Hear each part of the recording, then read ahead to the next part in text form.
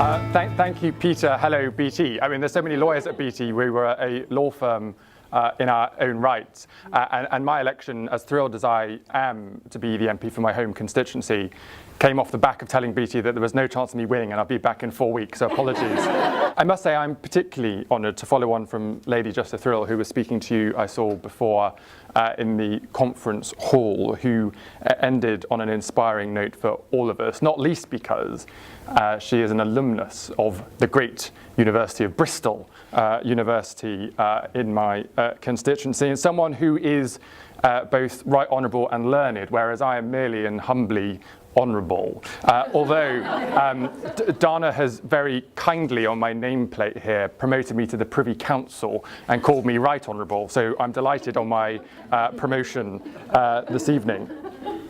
I should say on a serious note, and I'll come back to this actually, that given the apparent behaviour of some of my colleagues, perhaps we need to look at the automatic receipt of the honourable title for politicians, and maybe instead we ought to earn it. The good news, perhaps for all of you, as I'm the last speaker in your drinks reception this evening, is that as a new MP, I am now very used to being called last by the Speaker, which means that my time allowance is normally down to about 1.5 or 2 minutes. And so I will only make short comments this evening. My instructions tonight were to talk about some of the policy responses, public policy responses we could do to help with some of the issues that I know you've all been talking about today. And so very briefly, I will just go through some of the issues as I see them, some of the solutions and what it is that we need to do next. And it should be said that when Dana invited me to speak, of course I was thrilled to do so, but being invited as a man to speak at a conference about gender equality and female empowerment to tell you what needs to be done, it was a slightly terrifying task. And so I look forward to receiving your hopefully constructive criticism of my thoughts in the drinks afterwards. So we've seen over the past few weeks things that have been wholly unacceptable in our society, with Harvey Weinstein in Hollywood, with an increasing number, unfortunately, of my colleagues in Westminster. And we know too, on the topic of law, that these issues arise in private practice law firms, in chambers and in the judiciary as well.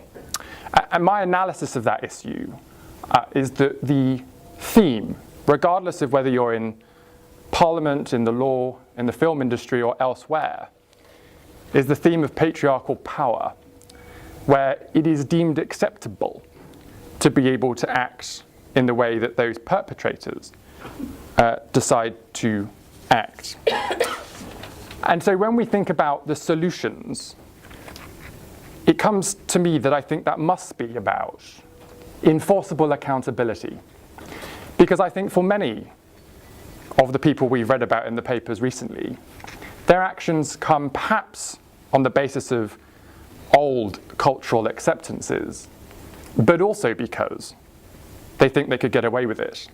My observations in The Guardian this weekend about Michael Fallon, when he said that what was acceptable 15 years ago is not acceptable now, I struggled to comprehend.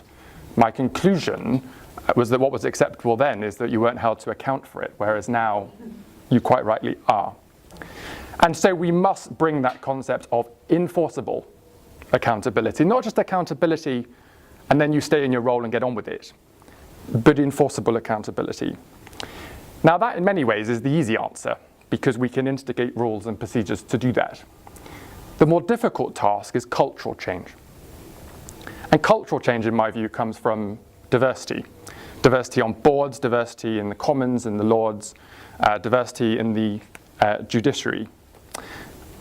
And I think we, and I know all of you, must continue to champion that and not be settled with what we have as good progress today, when there is clearly much more to be done. But also, we must have systems in place that allow victims to speak out and to be confident in coming forward to do so.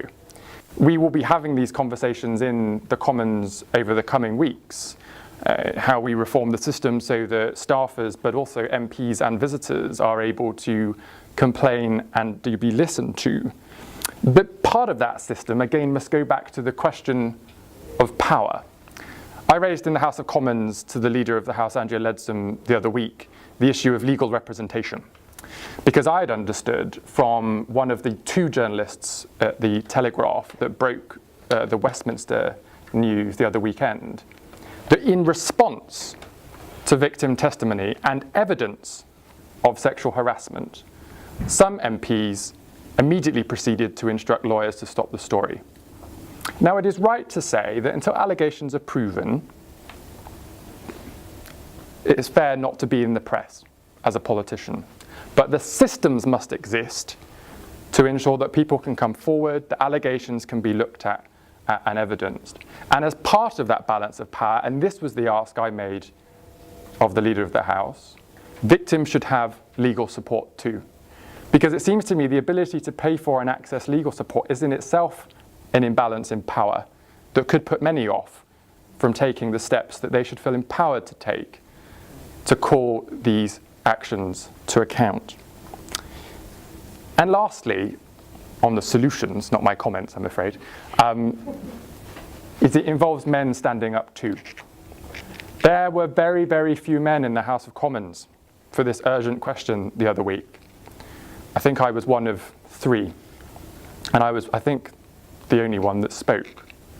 It requires us to stand up and say, this is clearly and logically unacceptable. It doesn't make any sense. I'm a Labour Party politician. The idea of social justice and equality and a lack of discrimination is perfectly normal to me. I'm very comfortable around positions of power where there is gender balance. The very concept that that is not okay seems nonsensical to me. And so we must also stand up and stand shoulder to shoulder with you to say that reform is required, but also to call out where unacceptable behaviour exists. Again, as I did in the House of Commons, without naming names, when I overheard 2 MPs joking about this sexual harassment issue, saying, "Did you fess up to your sexual harassment, mate?" Unacceptable. And it requires people like me and other men in the room, as well as women, to stand up and do that. And I understand from having this conversation with previous female law partners who trained and supervised me over the years I was a lawyer, that it's a requirement of women too. She gave me an example in a private practice law firm where a female HR director said, "This is not good for your career, don't complain about the issue that you've raised." That's unacceptable too, and it's for you and us to call that out to women as well as to men. It should be said, and I'm still not on the books for BT, so this isn't a paid endorsement, that there are good examples.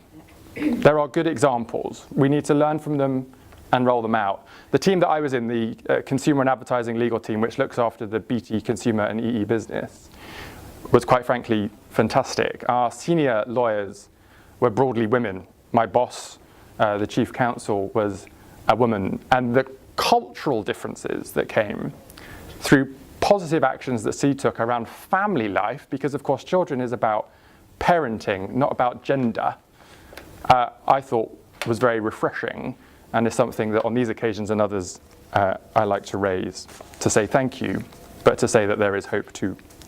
So what next? You've come today to listen to inspiring speakers and you go back to your day jobs tomorrow, but what do we need to do? So in Parliament, we need to get our house in order, and I and many others pledge and are continuing to do that, both around processes, but also around culture. I have a particular concern, and I take every opportunity to say Brexit is a disaster, to say that I am concerned that much of our equalities law is EU-derived, not UK-derived, and so I will continue at a somewhat geeky and detailed level to ensure that we protect those rights in the EU withdrawal bill process, but also in new laws that are coming in before, and I say if, we leave the European Union. But also we must continue to promote gender balance. We can do that through statute, if we must, but we require businesses to step up and do it voluntarily because it is the right thing to do. Please don't make Parliament have to regulate businesses on this issue. It is a nonsensical argument. Please just get on and do it. And we need to be having those conversations at the most senior levels of our businesses, where in some circumstances, the cultural norms of yesterday still exist in the older people who are in post today. They need to be challenged. And so I'm an officer on the all-party parliamentary group for corporate governance, which sounds a bit dull, but brings the FTSE 100 senior leaders together. And we will be having an event in the new year on achieving cultural change in our largest businesses in this country and how we can do that. And I have many frustrations with Parliament. I think it's largely ineffective and inefficient. But I'm honoured to be in a position where when I see injustice, it is my job to stand up and challenge it and to at least try to do something about it. But the shortcomings of our Parliament, which I argue we see today, is that the cultural change we need to see in our country comes not just from our politicians, but it comes from all of you. So I will do what I do, and I will continue to do what I do, but my ask is that you will continue to do what clearly you are continuing to do, and that shoulder to shoulder, regardless of gender, because it is the right thing to do, we will achieve the change that we need to see. Thank you.